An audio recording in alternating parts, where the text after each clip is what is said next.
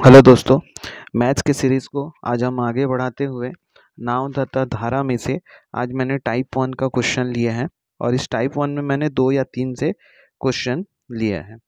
यहाँ पर समझिएगा, पिछले क्लास में मैंने नाव और धारा का जितना भी फॉर्मूला इसमें यूज़ होना है, मैंने उस पूरे का फॉर्मूला आपको सॉल्व करवा दिया था।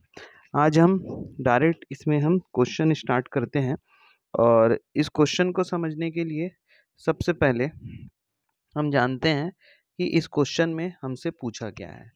तो देखिए, शांत जल में एक नाव, शांत जल मतलब जो पानी है ठहरा हुआ है, उसमें एक नाव 55 किलोमीटर 10 घंटे में तय करता है। मतलब शांत जल में एक नाव चल रहा है और 55 किलोमीटर की दूरी 10 घंटे में तय करता है।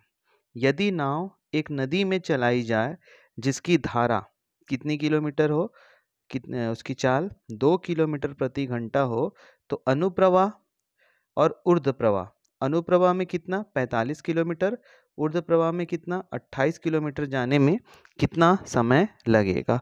तो यहाँ पर सबसे पहले हम नाव की चाल निकाल लेते हैं, क्योंकि यहाँ पर अपने को दूरी दे दिया है और समय दे दिया है। तो सबसे पहले हम निकालते हैं नाव की चाल। तो नाव की चाल निकालने का फॉर्मूला होता है, चाल का फॉर्मूला दूरी बटे कितना हो गया आपका समय। तो यहाँ पर दूरी आपके पास दिया है 55, समय कितना दिया है 10। जब आप इसको काटेंगे तो आपके पास आएगा 5 किलोमीटर प्रति घंटा। ये हो गया आपका नाव की चाल। अब बात करते हैं अनुप्रवाह और ऊर्ध्व प्रवाह। अनुप्रवाह और ऊर्ध्व प्रवाह, तो इस कंडीशन में आपको टोटल कितना टाइम लगा। तो अनुप्रवाह में आपको याद रखना है कि शांत जल में नाव की चाल और धारा की चाल, ये दोनों को अपने को प्लस कर देना है और ऊर्ध्व प्रवाह में हमको माइनस कर देना है। तो अब यहाँ से हम निकाल लेते हैं अनुप्रवाह चाल। अनुप्रवाह चाल का फॉर्मूला होगा आपका दूरी बटे समय।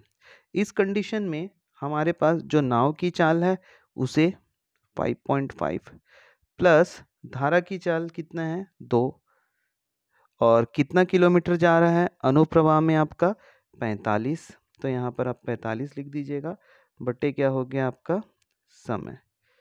अब यहाँ से ये दोनों को प्लस करिए, 5.5 और 2 को, 5.5 और 2 को प्लस करेंगे तो आपके पास 7.5 आएगा बराबर 45, और यहाँ पर आपके पास हो गया समय। अब यहाँ मैं समय निकाल लेता हूँ, तो आपके पास होगा 45 और यहाँ पर हो गया 7.5। अब इसको हम थोड़ा काट लेते हैं। इसको काटने के लिए सबसे पहले यहाँ जो पॉइंट है इसको आप रिप्लेस करके यहाँ पर 10 कर दीजिए। अब इसको काट लेते हैं हम। ये हो गया आपका 5 निया 45, और ये हो गया 5 एकम 5, 5 पंचे 25। उसके बाद ये 3 तिया 9, 3 पंचे 15, 5 एकम 5, 5 दूनी 10। तो टोटल आपके पास कितना घंटा हो गया 6 घंटा। टोटल आपके पास टाइम 6 घंटा हो गया अनुप्रवाह चाल में। अब यहाँ पर बात करें ऊर्ध्व प्रवाह में 28 किलोमीटर जाता है। ऊर्ध्व प्रवाह में कितना जाता है आपका 28 किलोमीटर।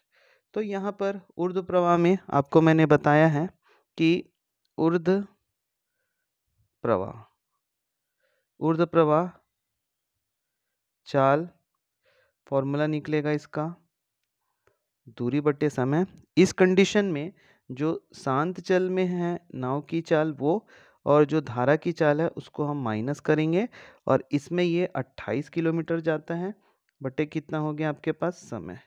अब 5.5 में 2 को माइनस करेंगे तो आपके पास 3.5 आएगा बराबर, यहाँ पर हो गया 28 और यहाँ हो गया समय। समय को आप इधर भेज दीजिए, समय बराबर ये हो गया 28 और ये 3.5। पॉइंट को रिप्लेस करके यहाँ 10 कर लेते हैं।